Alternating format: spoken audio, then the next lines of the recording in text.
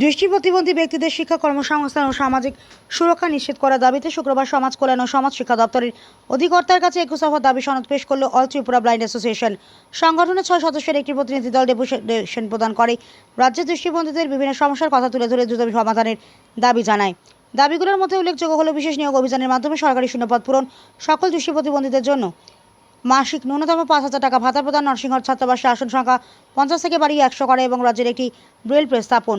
এছাড়াও প্রতিনিধি দল প্রতিবন্ধী ব্যক্তিদের অধিকার আইন 2016 এর পূর্ণাঙ্গ বাস্তবায়ন, ভিন্নভাবে সক্ষম ব্যক্তিদের উন্নয়নের জন্য পৃথক প্রতিবন্ধী বিভাগ গঠন সহ বিভিন্ন দাবি উত্থাপন করেন। সংগঠনের অভিযোগের আগেও একই দাবিতে একাধিকবার ডেপুটেশন দেওয়া হলেও এখনও পর্যন্ত কার্যকর কোনো পদক্ষেপ নেওয়া হয়নি। তাই দৃষ্টি প্রতিবন্ধীদের ন্যায্য অধিকার ও উন্নয়নের সাথে 21 দফা দাবিগুলোর যৌক্তিকতা বিবেচনা করে দ্রুত প্রয়োজনীয় ব্যবস্থা গ্রহণের জন্য রাজ্য সরকারের কাছে আবেদন জানিয়েছে অল ত্রিপুরা ব্লাইন্ড অ্যাসোসিয়েশন। আগরতলার প্রতিনিধির রিপোর্ট, প্রতিদিন ত্রিপুরা। সকলকে প্রথমেই আপনাদের অভিনন্দন জানাচ্ছি। আপনারা আমাদের ব্যস্ত সময় আমাদের দিয়েছেন রাজ্যের দৃষ্টিহীনদের কথা চিন্তা করে, সবসময় আপনারা দেন, তো আপনাদের অসংখ্য ধন্যবাদ জানাচ্ছি প্রথমেই।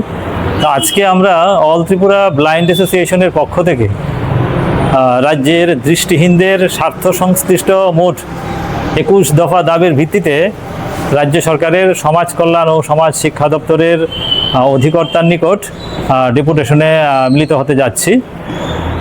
এই দাবিগুলো নিয়ে আমরা আগেও, আপনারাও জানেন যে আমরা অনেকবারই সরকারের সঙ্গে বা দপ্তরগুলোর সঙ্গে যোগাযোগ করছি, কিন্তু তার কোনো সুরাহা হচ্ছে না। তো আজকে আবার এলাম।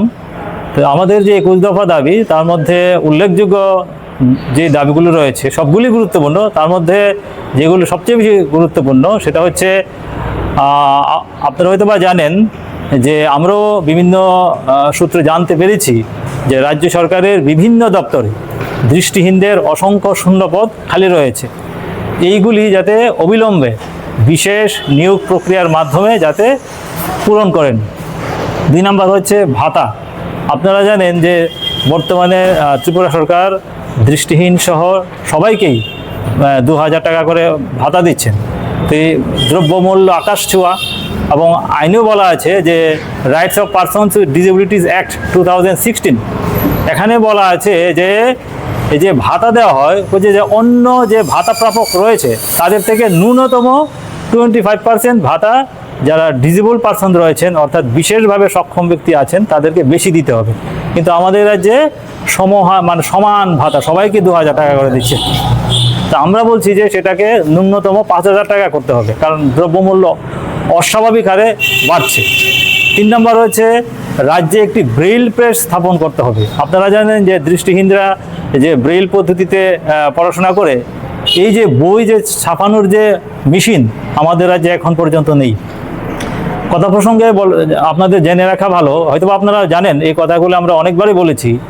বীরচন্দ্র লাইব্রেরিতে একটা ছোট্ট আকারে একটা প্রিন্টার মেশিন 2017 সালে সেটা আনা হয়েছিল, প্রায় 16-17 লক্ষ টাকা খরচ করে। আজ পর্যন্ত এই মেশিনটা থেকে একটি বইও বের হয়নি। তা আমরা জানতে পেরেছি এই যে মেশিনের যে বিভিন্ন ধরনের পার্টস, এগুলি পর্যন্ত খুঁজে পাওয়া যাচ্ছে না। তো সেটা কেন হবে? আমরা বলেছি অবিলম্বে যাতে একটা ব্রেইল প্রেস স্থাপন করা হয়।